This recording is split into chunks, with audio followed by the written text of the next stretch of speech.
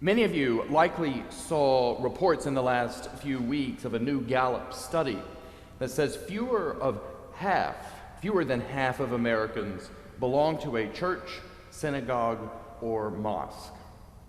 That's some 47% of Americans. It's down more than 20 points from 20 years ago.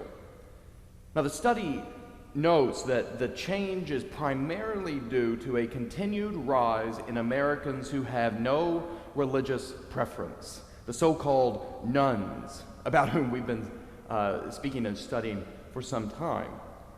But I was especially interested actually in this line from the Gallup write-up. It said, most of the rest of the drop can be attributed to a decline in formal church membership among Americans who do have a religious preference. Between 1998 and 2000, an average of 73% of religious Americans belong to a church, synagogue, or mosque. Over the past 3 years, the average has fallen to 60%. Not an insignificant drop.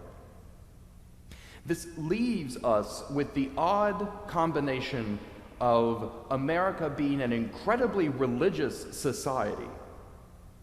Something like more than 7 in 10 Americans actually claim a religious identity of some kind.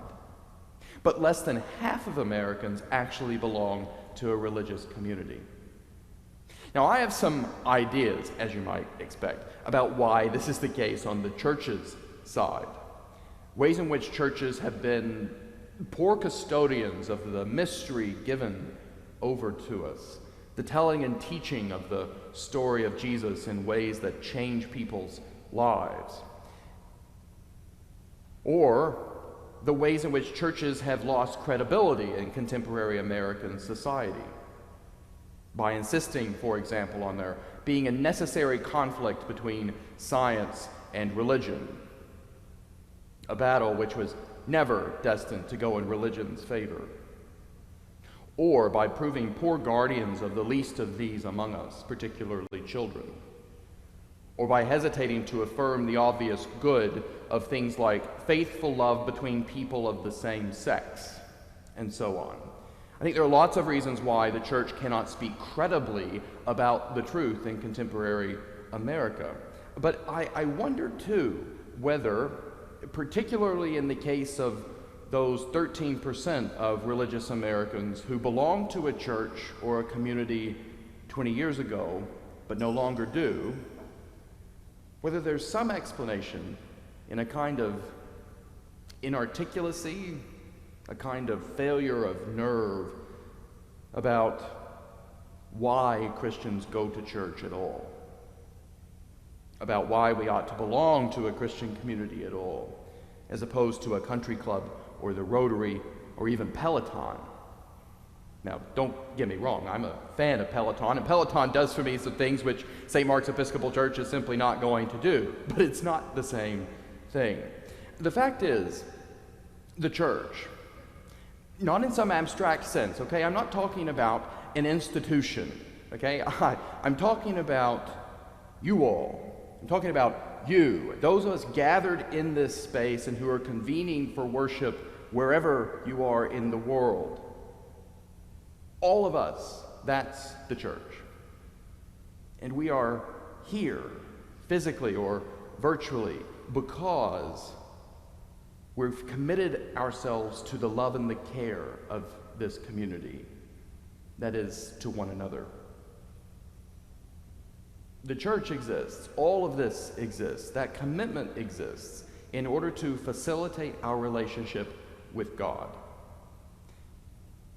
That is, to make it more possible and more palpable than it would be otherwise, if we weren't so committed. Because it is hard to have a relationship with something you cannot see. I think we often assume that believing in God is easier or more straightforward than it sounds. As though we believe in God the way we believe that tomorrow will be Monday, or the Marlins beat the Mets yesterday, or there's such a thing as the law of gravity. The experience of God is a curious thing, and believing in God is even curiouser. It's rather like believing in your senses, trusting that what you see in front of you is really there. There's no real logical argument to be had about that, if you think about it. There's no list of premises that, when laid out, could convince you finally that, yes, this pulpit really is right here in the room and not a figment of your imagination if you somehow doubted it before. It's more like you either trust your senses or you don't, really. You sort of go around believing and trusting in the real existence of pulpits and fancy clothes and people and microphones and computers, and you find so believing to be a practicable, useful way of going about in the world. Confirmed by those moments when you bang your elbow on the corner of a podium or a pulpit, or your eardrums get blasted by feedback over speakers or whatever. Believing in God is actually even odder than that, even odder than trusting your senses, because God is invisible, so to speak.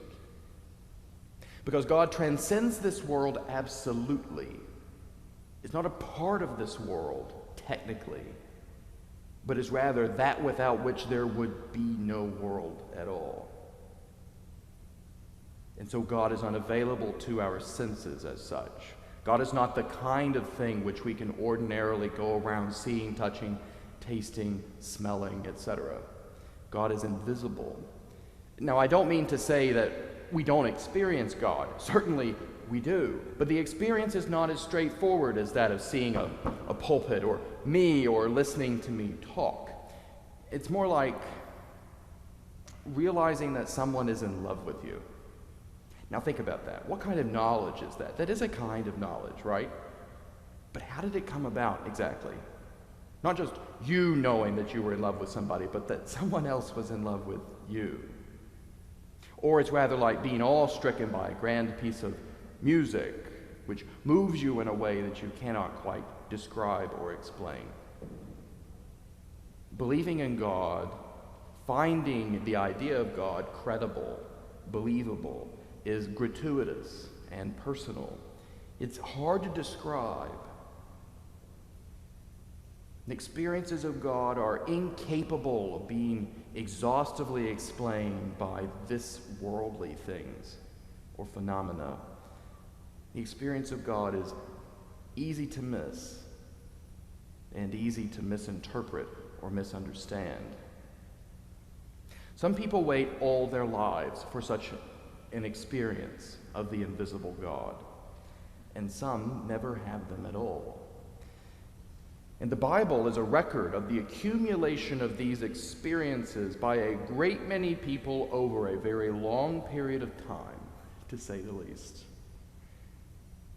An accumulation of these experiences, a record of them, through which in the reading of it, a great many people, again, over a very long period of time, have consistently heard God's voice and wisdom and experienced God's grace, guidance, and forgiveness. Is the retelling of experiences of God that in the retelling of them, people have experienced God too. That's what the Bible is. And for Christians, this record, the Bible, culminates in the story of Jesus, a first-century man who was also God, thus solving the problem of God's invisibility, at least for the people who met him, right? People like the authors of the texts that we read this morning, or at least the people about whom the texts were written. People who could hear him as you hear me. People who could feel him as you feel the chair underneath of you.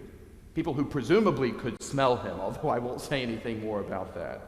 People who could experience him through their senses. No one has ever seen God, says the prologue to the Gospel of St. John. It is God the only Son who is close to the Father's heart, who has made him known. In the same community out of which the Gospel of John emerged toward the end of the first century, the beginning of the second, also wrote this from the epistle lesson assigned for this morning, which Rick read for us so well a moment ago. The epistle of the so-called first letter of John. It's the same community here that's now writing to you this morning. And they said, "We declare to you what was from the beginning, what we have heard, what we have seen with our eyes, what we have looked at and touched with our hands concerning the word of life. We declare to you what we have seen and heard, so that you may have fellowship with us. And truly our fellowship is with the Father and with his Son, Jesus Christ." These early followers of Jesus, these first century Christians, are writing to you. That's why they wrote the letter. They're writing to you to tell you of what they have experienced in the flesh.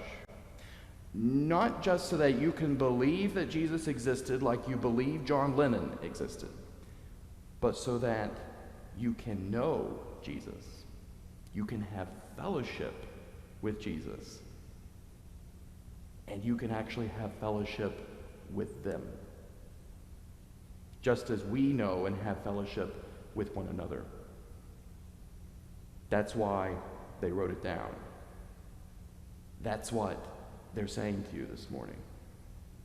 The church is something like a miracle suspended in time. A community that's been keeping faith with one another over 2,000 years. Not just by reminding one another of how Jesus has showed up in the past or how Jesus is showing up in the present, but by sharing a story and by breaking bread, as we will here in a moment, and washing in water, as we do at baptism, in ways in which Christians have reliably met Jesus and gotten to know him over the course of that same 2,000 years. We are here this morning, or streaming this morning, because this is where we experience not just one another, but God. God in and through one another and one another's actions. Our reading and playing of instruments and praying and breaking and eating.